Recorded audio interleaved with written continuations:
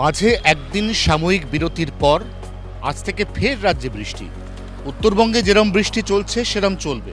উত্তরবঙ্গের ওপরের দিকের 5 জেলার মধ্যে কোনো কোনো জায়গাতে ভারী বর্ষণের পূর্বাভাস।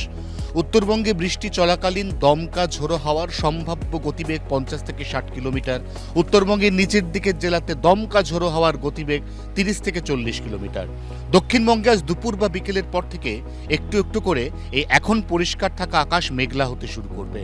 এই মেঘলা আকাশের হাত ধরে বিকেল বা সন্ধ্যের পরে দক্ষিণবঙ্গের জেলায় জেলায় বজ্রবিদ্যুৎ সহ বৃষ্টি, যার মধ্যে পশ্চিমাঞ্চলের জেলায় বৃষ্টির পরিমাণ কিছুটা বেশি।